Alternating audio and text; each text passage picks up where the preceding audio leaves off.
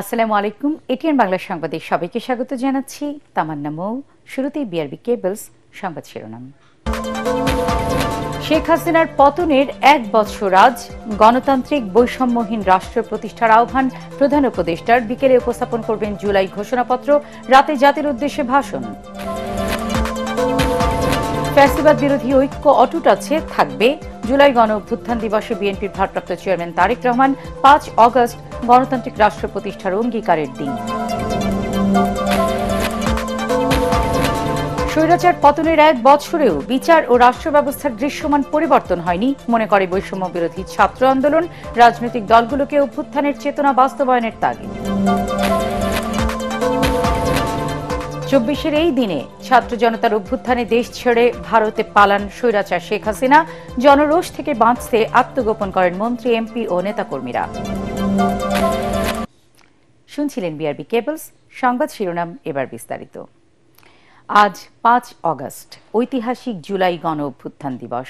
গণ আন্দোলনে স্বৈরশাসক শেখ হাসিনার পতনের পর দেশ ছেড়ে পালিয়ে যাওয়ার সেই দিন। সেই স্বৈরতন্ত্রের দুষ্ট চক্র থেকে বেরিয়ে এসে একটি গণতান্ত্রিক, মানবিক ও বৈষম্যহীন রাষ্ট্র প্রতিষ্ঠার আহ্বান জানিয়েছেন প্রধান উপদেষ্টা ডক্টর মোহাম্মদ ইউনূস। বিগত 16 বছর দেশে মাফিয়াতন্ত্র কায়েম করা হয়েছিল বলেও জানান তিনি।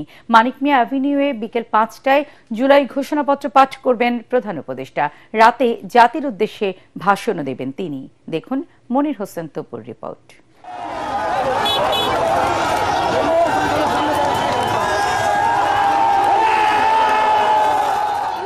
2024 সালের এই দিনে দীর্ঘ 16 বছরের ফ্যাসিবাদের বিদায় ঘটিয়ে জুলাই গণ অভ্যুত্থানের বিজয় সূচিত হয়। দেশের ছাত্র জনতা স্বৈরাচার বিরোধী আন্দোলনে ঝাঁপিয়ে পড়ে সৃষ্টি করে নতুন এক ইতিহাস। 1 বছর পার হলেও দেশের মানুষের কাঙ্ক্ষিত মুক্তির জন্য এখনো চলছে সংগ্রাম। দিনটিকে সাধারণ ছুটি ঘোষণা করেছে সরকার। জুলাই গণ অভ্যুত্থান দিবস ঘিরে রাজধানী জুড়ে নেওয়া হয়েছে নানা কর্মসূচি।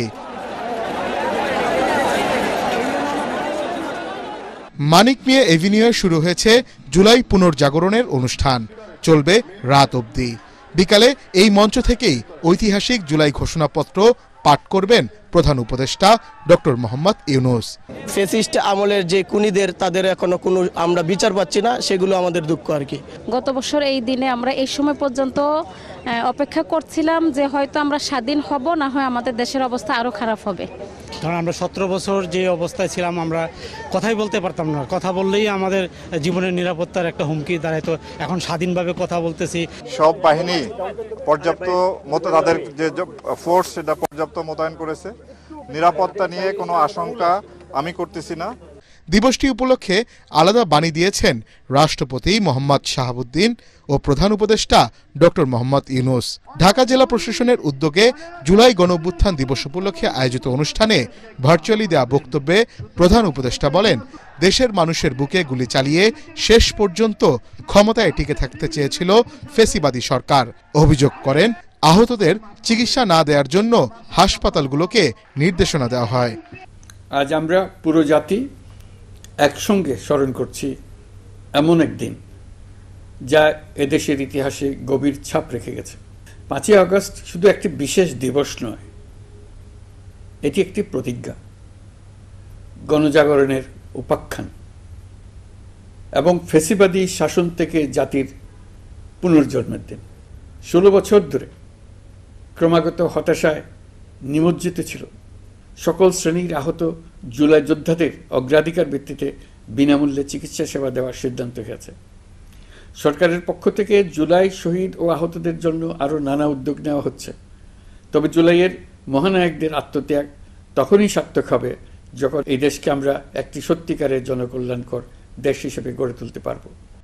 এদিকে জুলাই গণঅভ্যুত্থান দিবস উপলক্ষে স্মারক ডাকটিকিট অবমুক্ত করেছেন প্রধান উপদেষ্টা ডক্টর মোহাম্মদ ইউনূস।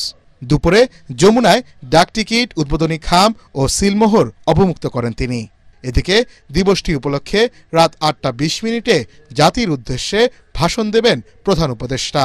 ভাষণে জুলাই গণহত্যার বিচার, সংস্কার ও জাতীয় নির্বাচন নিয়ে সরকারের অবস্থান জনগণের কাছে তুলে ধরার কথা রয়েছে।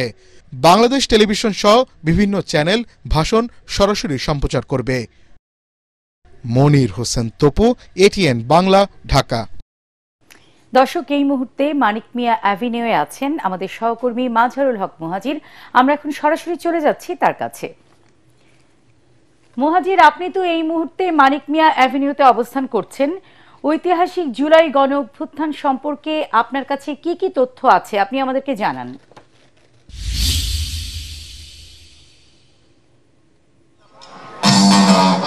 সকাল থেকেই আছি মানিক মিয়া অ্যাভিনিউতে। ঐতিহাসিক জুলাই গণ অভ্যুত্থান দিবস কেন্দ্রিক আজকে যে দিনব্যাপী আয়োজন মানিক মিয়া অ্যাভিনিউতে, সেখানে কিন্তু এখন বৃষ্টি পড়ছে, আপনারা দেখতে পাচ্ছেন। সেই বৃষ্টিতে ভিজে ভিজেই কিন্তু এখানে আপনি দেখতে পাচ্ছেন যে ছাত্র জনতা যাদের জন্য আজকের এই অভ্যুত্থান, তারা সবাই কিন্তু একসাথে একযোগে উদযাপন করতে ছুটে এসেছেন মানিক মিয়া অ্যাভিনিউতে। সকাল থেকেই দেখতে পাচ্ছিলাম যে এই যে ছাত্র জনতা, এই যে সাধারণ জনতা, এই যে সাধারণ নাগরিক যারা রয়েছেন বাংলাদেশের, তাদের মাঝে যে উচ্ছ্বাস, যে উৎকণ্ঠা, তাদের মাঝে যে আনন্দ, তাদের মাঝে যে ক্ষোভ, সব কিছুর যেন একটা মিশ্রণ। আপনাকে একটু জানিয়ে রাখতে চাই, যেহেতু ক্ষোভ শব্দটা উচ্চারণ করলাম, তাদের অনেকের মাঝেই ক্ষোভ আছে। আমি এখানে অনেকের সাথে কথা বলেছি। তাদের মাঝখান থেকে কয়েকজন সম্মুখ সারির যোদ্ধাকে আমি দেখতে পেয়েছি, যারা জুলাই অভ্যুত্থানে সামনে থেকে প্রতিদিন জুলাইয়ের পুরোটা মাস তারা রাজপথে ছিলেন, এই ফ্যাসিবাদ বিরোধী আন্দোলনে সক্রিয় ছিলেন। কিন্তু তাদের দুঃখটা হচ্ছে এই যে সমন্বয়কদের জন্য আজকে তারা এই আয়োজন করতে পারছেন, যে সমন্বয়কদের জন্য তারা এই নতুন অন্তর্বর্তী সরকার, এই উপদেষ্টা, এত সবকিছু, তাদেরকে তারা অবহেলা করছেন বলে একটা অভিযোগ করেছেন এখানকার অনেকেই। আমরা এর আগেও দেখেছি, গতকাল সামাজিক যোগাযোগ মাধ্যমেও কিন্তু সেই অভিযোগটা দৃশ্যমান ছিল যে 158 জন সমন্বয়ক যারা ছিলেন তাদের অনেকেই দাওয়াত পাননি, ও তারা এই আজকের এই প্রোগ্রাম নিয়ে তারা অনেকে জানেনও না। এই একটা অভিযোগের পাশাপাশি কিন্তু আমরা এছাড়া দেখতে পেয়েছি যে এই মানিক মিয়া অ্যাভিনিউতে এখন সাংস্কৃতিক পরিবেশনা চলছে। বৈরী আবহাওয়া উপেক্ষা করেই তারা সাউন্ড সিস্টেম নিয়ে এসেছে, যেন ওয়াটারপ্রুফ সাউন্ড সিস্টেম রয়েছে এখানে, যেন কোনো ধরনের বৃষ্টি তাদের বাধা না হয়ে দাঁড়ায়। আমার ঠিক ডান পাশেই সংসদের দক্ষিণ প্লাজা, সেই দক্ষিণ প্লাজায় আর বিকেলবেলা যা প্রধান উপদেষ্টা ঐতিহাসিক জুলাই ঘোষণাপত্র দিবেন, এবং এর মধ্য দিয়ে আসলে সবার একটা যে অপেক্ষা ছিল, সেই অপেক্ষার অবসান হয়তো হবে এবং অপেক্ষাটা বাকি থাকবে জুলাই সনদের। আপনাকে আরেকটা বিষয় জানিয়ে রাখতে চাই যে এখন সাংস্কৃতিক পরিবেশনা হচ্ছে, আর কিছুক্ষণের মধ্যে এখানে ফ্যাসিবাদের যে পলায়ন, সেই মুহূর্তটা ধারণ করা হবে। এটা নিয়েও একটা বিশেষ আয়োজন রয়েছে। এই আয়োজক যারা রয়েছেন তারা মূলত সংস্কৃতি মন্ত্রণালয়ের আন্ডারে এবং হচ্ছে যে শিল্পকলা একাডেমি, তাদের যৌথ প্রযোজনায় আজকের এই আয়োজন। পুরো সময় জুড়ে আমি রয়েছি ঐতিহাসিক এই মানিক মিয়া অ্যাভিনিউতে। বাকি বুলেটিনের মাধ্যমে হয়তো আমরা দর্শকদের বাড়ির বাকিটা জানিয়ে দেবো। মুহাজির, আমরা জানি যে আজকে দিনব্যাপী ব্যাপক কর্মসূচি আছে ঐতিহাসিক গণ অভ্যুত্থান দিবস উপলক্ষে। আপনি আরও খবর সংগ্রহ করুন এবং আমাদের সাথেই থাকুন। পরবর্তী খবরে আমরা আবারও আপনার সাথে যোগাযোগ করার চেষ্টা করব। ধন্যবাদ আপনাকে। মায়ের চোখে বাংলাদেশ যেমন, আগামীতে তেমন একটি দেশ গড়ে তোলার ঘোষণা দিয়েছেন বিএনপির ভারপ্রাপ্ত চেয়ারম্যান তারেক রহমান। জুলাই গণ অভ্যুত্থান দিবস উপলক্ষে ভিডিও বার্তায় তিনি বলেন, ফ্যাসিবাদ বিরোধী ঐক্য অটুট আছে, থাকবে। জনগণের কাছে দায়বদ্ধ একটি সরকার প্রতিষ্ঠায় অন্তর্বর্তী সরকার কাজ করছে বলেও জানান তারেক জিয়া। বিএনপির ভারপ্রাপ্ত চেয়ারম্যান গণতন্ত্র সুশাসন প্রতিষ্ঠার অঙ্গীকার বাস্তবায়নে দেশবাসীর সমর্থন ও সহযোগিতা কামনা করেন। মইনুল হাসান জানাচ্ছেন বিস্তারিত।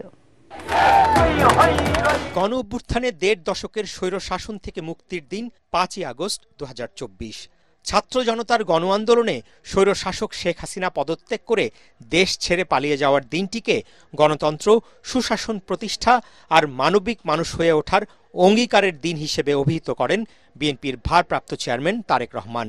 জুলাই গণ অভ্যুত্থান দিবস উপলক্ষে লন্ডন থেকে দেশবাসীর উদ্দেশ্যে দেয়া ভিডিও বার্তায় তিনি বলেন, স্বাধীনতা ও গণতন্ত্রপ্রিয় মানুষের জন্য দিনটি আনন্দের, দিনটি বিজয়ের।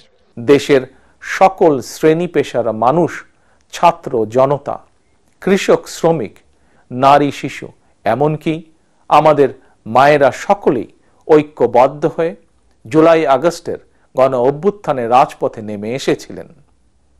গণ অভ্যুত্থান দমনে হেলিকপ্টার থেকে গুলি করেও মানুষ হত্যা করা হয়েছিল, এমনকি কোলের শিশুটি পর্যন্ত রক্ষা পায়নি। শহীদ আবু সাইদ, ওয়াসিম, মুগ্ধ, আমাদের এইসব সাহসী সন্তানদের বুকে গুলি করে হত্যা করা হয়েছে। ১৫০০-এরও বেশি মানুষ শহীদ হয়েছেন। ভিডিও বার্তায় তিনি গত ১.৫ দশকে শেখ হাসিনার শাসনামলে বিরোধী মত দমনে, হত্যা, গুম, নির্যাতনের চিত্র তুলে ধরার পাশাপাশি দেশের প্রতিটি প্রতিষ্ঠান ধ্বংস, দুর্নীতি, লুটপাটের মাধ্যমে অর্থনীতিকে বিপর্যস্ত করে তোলার বর্ণনা দেন। গণতন্ত্রকামী মানুষের কণ্ঠ রুদ্ধ করতে পলাতক স্বৈরাচারের নির্দেশে দেশে শত শত গোপন বন্দিখানা, আয়না ঘর বানানো হয়েছিল। দেশ থেকে ২৮ লক্ষ কোটি টাকা পাচার করে বিদেশে পাঠিয়ে দেওয়া হয়েছিল। অন্যায়, অনিয়ম, অনাচার, দুরাচার, লুটপাট দৈনন্দিন চিত্র হয়ে উঠেছিল। বিএনপির ভারপ্রাপ্ত চেয়ারম্যান বলেন, দেশ এবং জনগণের স্বাধীনতা এবং অঙ্গীকার প্রতিষ্ঠার জন্য নিজের জীবন বিলিয়ে দিয়ে শহীদরা আমাদেরকে ঋণী করে গেছেন। এবার শহীদদের প্রতি আমাদের ঋণ পরিশোধের পালা। ১৯৭১ সাল ছিল স্বাধীনতা অর্জনের যুদ্ধ, আর ২০২৪ সাল ছিল স্বাধীনতা রক্ষার যুদ্ধ। ১৯৭১ সালে শহীদ মুক্তিযোদ্ধাদেরকে বাংলাদেশ ভোলেনি। ২৪-এর গণ অভ্যুত্থানে শহীদদেরকেও বাংলাদেশ ভুলবে না। বিএনপি ভবিষ্যৎ বাংলাদেশকে কেমন দেখতে চায় সেই স্বপ্নের কথা তুলে ধরে দেশবাসীর সহযোগিতা, সমর্থন চান তারেক রহমান। একজন মায়ের চোখে বাংলাদেশ যেমন, আমরা তেমন একটি বাংলাদেশ গড়তে চাই, যেখানে দল, মত, ধর্ম, বর্ণ নির্বিশেষে বিশ্বাসী, অবিশ্বাসী, সংশয়বাদী প্রতিটি সন্তান, প্রতিটি মানুষ নিরাপদে থাকবে। এই সুমহান অঙ্গীকার বাস্তবায়নের দীর্ঘ যাত্রায় আমি এবং আমার দল বিএনপি দেশের সকল গণতান্ত্রিকামী জনগণের সমর্থন এবং সহযোগিতা আশা করছি। বক্তব্যের ইতি টানতে গিয়ে তারেক রহমান দেশবাসীর প্রতি আহ্বান জানিয়ে বলেন, আইন নিজের হাতে তুলে নেবেন না, মব ভায়োলেন্সকে উৎসাহিত করা যাবে না, নারীর প্রতি সহিংস আচরণ করবেন না, অন্যের স্বাধীনতার প্রতি শ্রদ্ধাশীল থাকার আহ্বানও জানান তিনি। মইনুল আহসান, এটিএন বাংলা, ঢাকা। রাজধানীর মানিক মিয়া অ্যাভিনিউতে জুলাই গণ অভ্যুত্থান দিবস ও জুলাই ঘোষণাপত্র উপস্থাপন উপলক্ষে আয়োজিত দিনব্যাপী অনুষ্ঠানে মহাসচিব মির্জা ফখরুল ইসলাম আলমগীরের নেতৃত্বে বিএনপির ৫ সদস্যের প্রতিনিধি দল অংশ নেবে। প্রতিনিধি দলের বাকি সদস্যরা হলেন স্থায়ী কমিটির সদস্য মির্জা আব্বাস, আব্দুল মঈন খান, নজরুল ইসলাম খান ও সালাউদ্দিন আহমেদ। সোমবার রাতে গুলশানের চেয়ারপারসনের কার্যালয়ে বিএনপির স্থায়ী কমিটির বৈঠকে এই সিদ্ধান্ত নেওয়া হয়। রাতে সভাপতিত্ব করেন দলের ভারপ্রাপ্ত চেয়ারম্যান তারেক রহমান।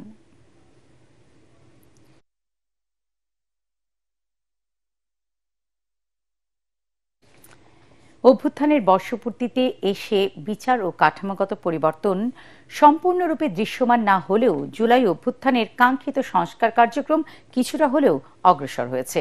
একই সঙ্গে সকল রাজনৈতিক দলের ঐক্যমত্যের ভিত্তিতে বহু প্রতীক্ষিত জুলাই ঘোষণাপত্র আজ ঘোষণা হতে যাচ্ছে। এজন্য সংশ্লিষ্ট সকল রাজনৈতিক দলকে আন্তরিক সাধুবাদ জানিয়ে কাঙ্ক্ষিত রাষ্ট্র বিনির্মাণে ঐক্যবদ্ধভাবে কাজ করার আহ্বান জানিয়েছে বৈষম্য বিরোধী ছাত্র আন্দোলন।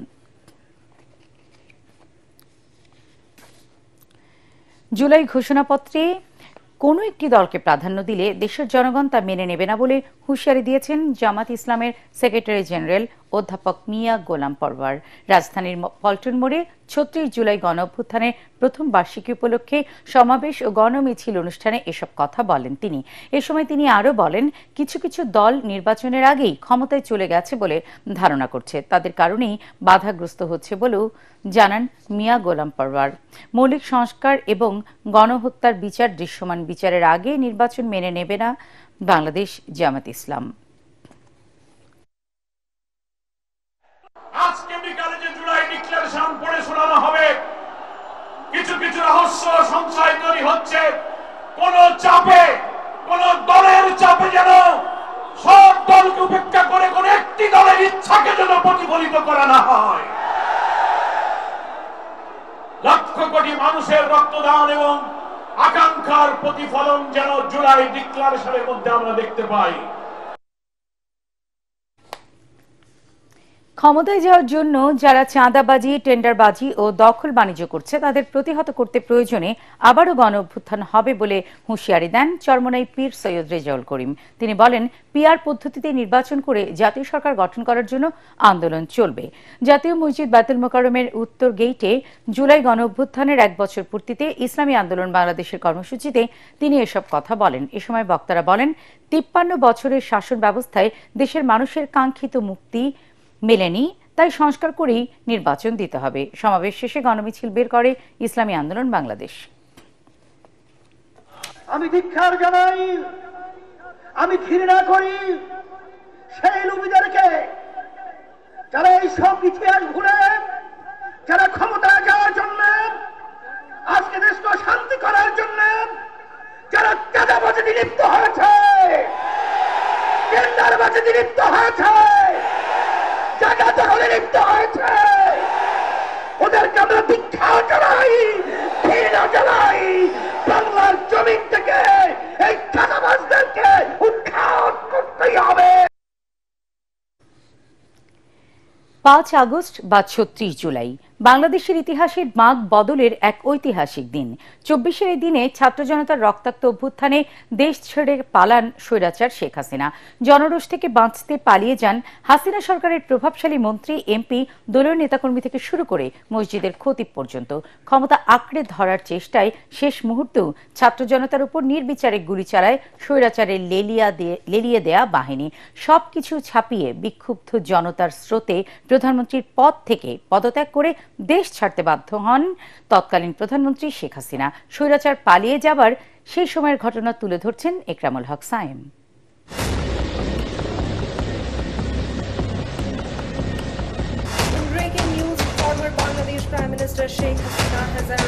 সাড়ে 15 বছর দোর্দণ্ড প্রতাপে ক্ষমতায় টিকে থাকা একজন প্রধানমন্ত্রী দেশ ছেড়ে পালাচ্ছেন। এই খবরে রাজপথে উল্লাসে নামেন ছাত্র জনতা।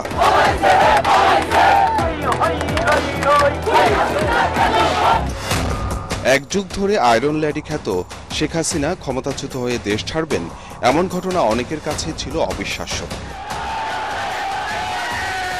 বৈষম্য বিরোধী ছাত্র আন্দোলনের লং মার্চ টু ঢাকা কর্মসূচিকে কেন্দ্র করে 5 আগস্ট সোমবার সকাল থেকেই ঢাকার বিভিন্ন পয়েন্টে স্রোত নামে বিক্ষুব্ধ জনতার। স্বৈরাচারের পালিয়ে যাবার খবরে সব স্রোত গড়ায় গণভবন আর সংসদ ভবনের দিকে। শেখ হাসিনার কাছে তার যে স্পেশাল সিকিউরিটি ফোর্সের চিফ তাকে বললেন যে উত্তরার থেকে 5 লক্ষ লোকজন আসছে আর যাত্রাবাড়ির থেকে 3.5 লক্ষ লোকের মতো আসতেছে, ঢাকামুখী মার্চ হচ্ছে। এই জনস্রোত যদি ঢাকায় এসে এবং যদি গণভবনে আসে, কোনো পক্ষে তাদের পরে গুলি টুলি করে এদের থেকে মুক্তি সম্ভব না। তখন তার একটাই হয়েছে, এখান থেকে চলে যেতে হবে। তারা শেখ হাসিনাকে অলমোস্ট বাধ্য করেন যে এটা ইয়ের জন্য। শেখ হাসিনা এটা শুনবেনই না। শেখ হাসিনা পালিয়ে যাবার ঘটনার প্রথম প্রকাশ করেন সে সময়ের বিদেশি সংবাদ মাধ্যম এএফপির সাংবাদিক শফিকুল আলম। তিনি এখন প্রধান উপদেষ্টার প্রেস সচিব। বিস্মিত সেই খবর নিশ্চিত করেন একাধিক সোর্সের মাধ্যমে। এটা খুব একটা রিস্কি একটা বিষয় ছিল। 12:40 পৌনে 12টার দিকে আমি খবর পাই, আমি একজন সোর্সে, গণভবনের এক সোর্স আমাকে বলেন যে শেখ হাসিনা পালিয়ে গেছে, কিন্তু আমার তখন বিশ্বাস হচ্ছিল না। তখন এএফপির যে এশিয়া চিফ তাকে এবং এএফপির যে সাউথ এশিয়া চিফ তাদের দুইজনকে জানাই। তারা আমাকে বলেন যে তুমি একটা সিঙ্গেল সোর্সে তো হবে না, আরও 2-1 জনকে, কেননা যে আমাকে জানিয়েছেন সে বললেন যে তার নাম দেওয়া যাবে না। তো তখন আমি আরও 2 জনের কাছে ইয়ে করে আমি এটা কনফার্ম হওয়ার পরে আমি এই রিপোর্টটা ফার্স্ট ব্রেক করি। ব্রেক করলে যেটা হয় যে সবাই আমাকে ফোন দিচ্ছে যে ইয়ে হচ্ছে কিনা, হাসিনা বলছে পালিয়ে গেছে। যদি না হইতো তাহলে হয়তো কি সে এসে দেখা গেল যে আমাকে অ্যারেস্ট করে আমি 30 বছর 20 বছর। দুপুরে সংবাদ সম্মেলন করে শেখ হাসিনার পদত্যাগ ও দেশ ছাড়ার খবর দেশবাসীকে জানান সেনাপ্রধান জেনারেল ওয়াকারুজ্জামান। আমি আপনাদের কথা দিচ্ছি, সমস্ত হত্যা, সমস্ত অন্যায়ের বিচার আমরা করব। আপনারা সেনাবাহিনীর প্রতি আস্থা রাখেন, সশস্ত্র বাহিনীর প্রতি আস্থা রাখেন। আমি সমস্ত দায় দায়িত্ব নিচ্ছি। এমন খবরে ঢাকার রাস্তায় নেমে বিজয় উল্লাস করেন লাখো ছাত্র জনতা। হাজার হাজার মানুষ ঢুকে পড়ে গণভবনে। বিক্ষুব্ধ জনতার আক্রোশের শিকারে পরিণত হয় স্বৈরাচারের আবাসস্থল। শেখ হাসিনা যেটা করেছেন, সে বিটিভিকে ডেকেছেন যে বিটিভির মাধ্যমে উনি জাতির উদ্দেশ্যে একটা ভাষণ দিবেন। বিটিভির লোকরা এসছিল, কিন্তু প্রবলেম হয়েছে যে বিটিভির জাতির উদ্দেশ্যে ভাষণ দেওয়ার যেই সময়টুকু, এই যে প্রিপারেশন, ওই সময়টুকু তার ছিল না। সে তারপরে নিজের জীবনটা নিয়ে পালিয়ে বেঁচেছেন আর কি। তারা এখান থেকে বের হয়ে ঢাকা ক্যান্টনমেন্টের ভিতর দিয়ে যে কুর্মিটোলার ভিতর দিয়ে একটা এয়ারপোর্টে যাওয়ার একটা রাস্তা আছে, হ্যাঁ, পিছন দিক দিয়ে, এয়ারপোর্টের সামনের দিক দিয়ে, কিন্তু ওই বাংলাদেশ চায়না যে কনফারেন্স সেন্টার, এই যে প্ল্যানিং কমিশনের ওই পাশে, ওইখানে এসে তারা খবর পান যে উত্তরার থেকে যে মানুষের ঢল আসছে সেটা অলরেডি এয়ারপোর্ট পর্যন্ত এসে পড়েছে। তো ফলে তারা ওই সাহসটা আর করেন নাই যে এয়ারপোর্ট পর্যন্ত যাবেন ওইটা।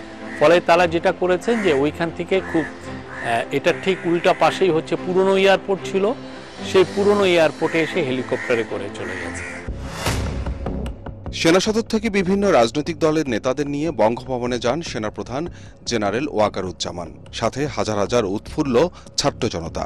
তিন বাহিনী প্রধান, রাজনৈতিক দলের নেতা ও বৈষম্য বিরোধী ছাত্র আন্দোলনের সমন্বয়কদের সাথে বৈঠক শেষে অন্তর্বর্তী সরকার গঠনের ঘোষণা দেন রাষ্ট্রপতি শাহাবুদ্দিন। প্রধানমন্ত্রী শেখ হাসিনা রাষ্ট্রপতির কাছে পদত্যাগপত্র জমা দিয়েছেন এবং আমি তা গ্রহণ করেছি। ছাত্র জনতার গণ অভ্যুত্থানে কেবল শেখ হাসিনাই নয়, পালাতে বাধ্য হয় তার সহযোগী দলের নেতা, মন্ত্রী, এমপি, পুলিশ প্রশাসনের কর্মকর্তা থেকে শুরু করে মসজিদের খতিব পর্যন্ত, যে ঘটনা পুরো বিশ্বেই বিরল।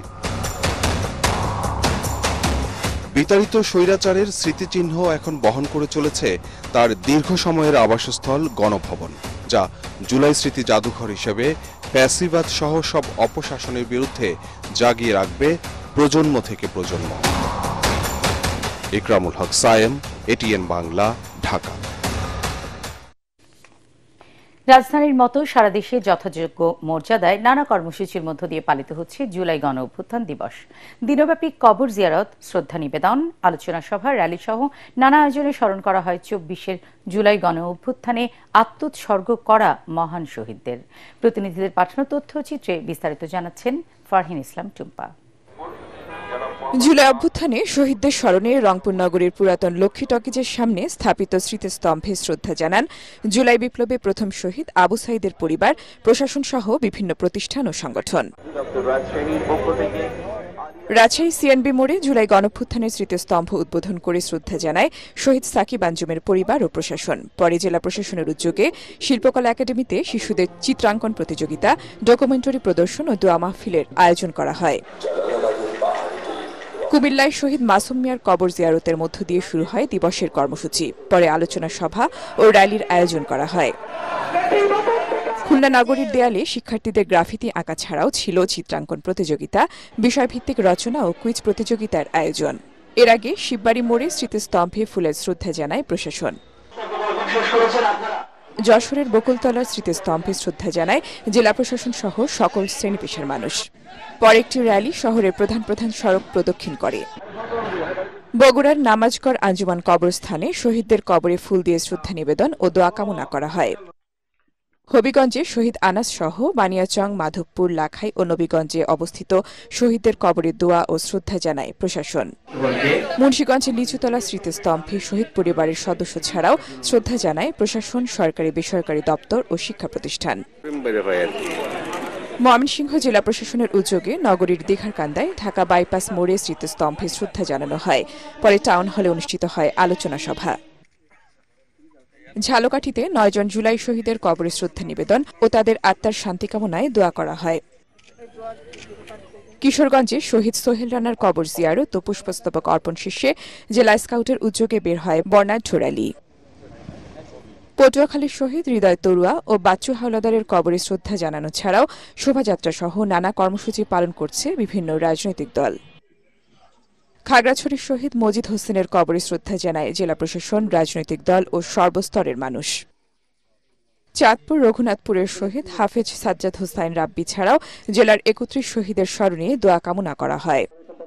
শহীদ স্মৃতিস্তম্ভে ফুল দিয়ে শ্রদ্ধা জানানোর মধ্য দিয়ে জুলাই শহীদদের স্মরণ করেছে নড়াইলবাসী। শহরের মালসাপাড়া কবরস্থানে শহীদদের কবর জিয়ারত ও মোনাজাত করা হয়। এছাড়া আহত জুলাই যোদ্ধা সহ সাধারণ মানুষের জন্য বিনামূল্যে চক্ষু সেবার আয়োজন করে Sirajganj M A Matin Memorial BNSB base চক্ষু হাসপাতাল। ফারহিন ইসলাম টুম্পা, এটিএন বাংলা।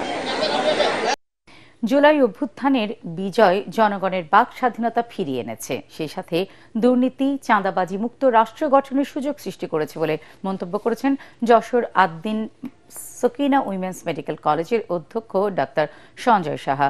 জুলাই গণ অভ্যুত্থান দিবস উপলক্ষে কলেজ অডিটোরিয়ামে আয়োজিত আলোচনা সভায় তিনি এসব কথা বলেন। এ সময় 500 শয্যা বিশিষ্ট আদ্দিন সকিনা মেডিকেল কলেজ হাসপাতালের পরিচালক ডাক্তার ইমদাদুল হক বাংলাদেশি জাতীয়তাবাদ আদর্শে দেশ গড়ার আহ্বান জানান। যশোর থেকে তামান্না ফারজানার রিপোর্ট, জানাচ্ছেন আসিফুর রহমান সাগর। নানা আয়োজনে জুলাই গণ অভ্যুত্থান দিবস পালন করল যশোর আদ্দিন সকিনা উইমেন্স মেডিকেল কলেজের শিক্ষক শিক্ষার্থীরা। প্রতিষ্ঠানের অধ্যক্ষ অধ্যাপক ডাক্তার সঞ্জয় সাহার সভাপতিত্বে মুখ্য আলোচক হিসেবে উপস্থিত ছিলেন চক্ষু বিভাগের প্রধান ডাক্তার নজরুল ইসলাম। এ সময় তারা দুর্নীতি ও চাঁদাবাজি মুক্ত বাংলাদেশ গড়ে তোলার আহ্বান জানান। দুর্নীতি ও চাঁদাবাজি মুক্ত সুখী সমৃদ্ধশালী দেশ হিসাবে পৃথিবীর মানচিত্রে আমাদের এই দেশ যেন স্থান পায়। কোন অন্যায়কে প্রশ্রয় দেওয়া যাবে না, অন্যায়ের জায়গা থেকে কথা বলতে হবে। সেই ব্রত আমরা নেই, কারণ হচ্ছে মানবিক হওয়ার চেষ্টা করি, মানবিক হওয়ার চেষ্টা হলে দেশ সুন্দর হবে। সভায় আরো বক্তব্য রাখেন 500 শয্যা বিশিষ্ট আদ্দিন সকিনা মেডিকেল কলেজ হাসপাতালের পরিচালক ডাক্তার ইমদাদুল হক। তিনি বাংলাদেশের জাতীয়তাবাদ আদর্শ ধারণ করে সকল ধর্ম বর্ণ মত পথের মানুষকে সাথে নিয়ে এগিয়ে যাওয়ার তাগিদ দেন। 24-এর গণ আন্দোলন আমাদের স্বাধীনতা এনে দিয়েছে। আমাদের দেশে আমরা হিন্দু মুসলিম বাহারি সবাইকে নিয়ে একাকার হয়ে আমরা বাংলাদেশি জাতীয়তাবাদ ধারণ করে এদেশের উন্নয়নে ভূমিকা রাখবো। অনুষ্ঠানে আদ্দিন নার্সিং ইনস্টিটিউটের উপাধ্যক্ষ মোসাম্মদ মেহরুন্নেসা সহ মেডিকেল কলেজ ও নার্সিং ইনস্টিটিউটের অন্যান্য শিক্ষক কর্মকর্তা ও শিক্ষার্থীরা অংশগ্রহণ করেন। সভা শেষে 24-এর গণ অভ্যুত্থানে নিহত ও আহতদের জন্য দোয়া ও মোনাজাত করা হয়। Bureau report, ATN Bangla. Pubali bank বাণিজ্য সংবাদ।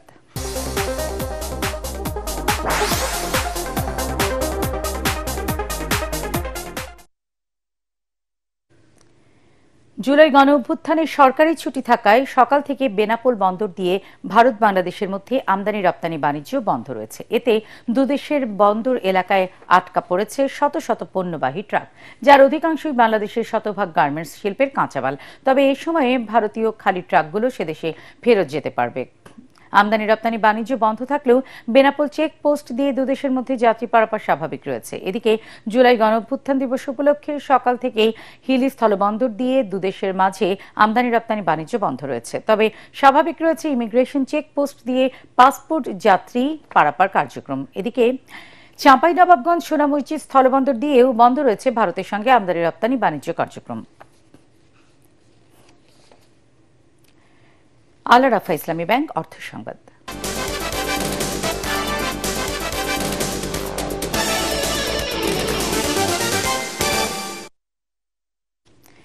চার শ্রেণীর ব্যক্তি ছাড়া সবার জন্য অনলাইন রিটার্ন বাধ্যতামূলক করেছে সরকার। সোমবার অর্থ উপদেষ্টা ডক্টর সালেউদ্দিন আহমেদ 2025-26 কর বছরের জন্য অনলাইনে ই রিটার্ন দাখিল কার্যক্রম উদ্বোধন করেন। প্রথম দিনেই অনলাইনে ই রিটার্ন দাখিলে করদাতারা ব্যাপক সাড়া দিয়েছে। এদিন 10,202 জন আয়কর রিটার্ন অনলাইনে দাখিল করেছেন। এক বিজ্ঞপ্তিতে এনবিআর এ তথ্য জানিয়েছে। গত অর্থ বছরে প্রায় 17 লাখ মানুষ অনলাইনে রিটার্ন জমা দিয়েছিল। এবার আন্তর্জাতিক সংবাদ।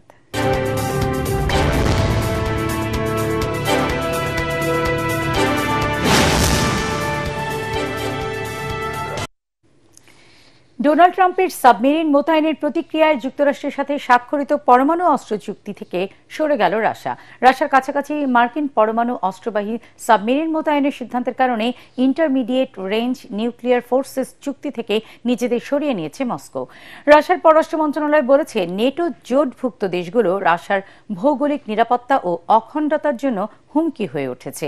1987 সালে সাবেক সোভিয়েত ইউনিয়ন ও যুক্তরাষ্ট্রের মধ্যে স্বাক্ষরিত এই চুক্তির মূল শর্ত ছিল দেশ দুটি কখনোই পরস্পরের দিকে তাক করে পরমাণু অস্ত্র মোতায়েন করবে না। কিন্তু প্রেসিডেন্ট ডোনাল্ড ট্রাম্প সম্প্রতি এই শর্ত ভেঙেছেন।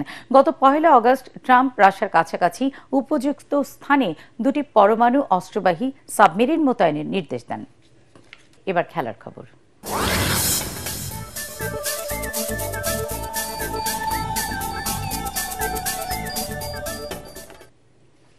চূড়ান্ত হল নেদারল্যান্ডসের বাংলাদেশ সফরের সূচি। ভারত এই মাসের বাংলাদেশ সফর স্থগিত করার পর নেদারল্যান্ডসের সঙ্গে 3 ম্যাচে টি-20 সিরিজ আয়োজন করে বাংলাদেশ ক্রিকেট বোর্ড। 30 আগস্ট সিরিজের প্রথম ম্যাচে মাঠে নামবে দুদল।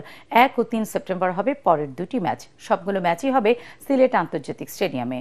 সবগুলো ম্যাচই শুরু হবে সন্ধ্যে 6টায়। 3 ম্যাচের সিরিজ খেলতে 26 আগস্ট বাংলাদেশে আসবে ডাচরা। এই সিরিজের আগে আগামী পরশু থেকে একটি প্রস্তুতি ক্যাম্প শুরু করবে বাংলাদেশ। শেষ করার আগে বিআরবি কেবলস সংবাদ শিরোনাম জানিয়ে দিচ্ছি আরো একবার। শেখ হাসিনার পতনের 1 বছর আজ গণতান্ত্রিক বৈষম্যহীন রাষ্ট্র প্রতিষ্ঠার আহ্বান প্রধান উপদেষ্টার। বিকেলে উপস্থাপন করবেন জুলাই ঘোষণাপত্র। রাতে জাতির উদ্দেশ্যে ভাষণ। ফ্যাসিবাদ বিরোধী ঐক্যে অটুট আছে থাকবে। জুলাই গণ অভ্যুত্থান দিবসে বিএনপির ভারপ্রাপ্ত চেয়ারম্যান তারেক রহমান। 5 আগস্ট গণতান্ত্রিক রাষ্ট্র প্রতিষ্ঠার অঙ্গীকারের দিন। স্বৈরাচার পতনের 1 বছরেও বিচার ও রাষ্ট্র ব্যবস্থার দৃশ্যমান পরিবর্তন হয়নি, মনে করে বৈষম্য বিরোধী ছাত্র আন্দোলন। রাজনৈতিক দলগুলোকে অভ্যুত্থানের চেতনা বাস্তবায়নের তাগিদ। 24-এর এই দিনে ছাত্র জনতার অভ্যুত্থানে দেশ ছেড়ে ভারতে পালান স্বৈরাচার শেখ হাসিনা। জনরোষ থেকে বাঁচতে আত্মগোপন করেন মন্ত্রী, এমপি ও নেতাকর্মীরা। পরবর্তী সংবাদ দেখার আমন্ত্রণ জানিয়ে এখনকার মতো শেষ করছি। ATN বাংলা সংবাদ ইউটিউবে দেখতে ব্রাউজ করুন youtube/ATN বাংলা নিউজ। আল্লাহ হাফেজ।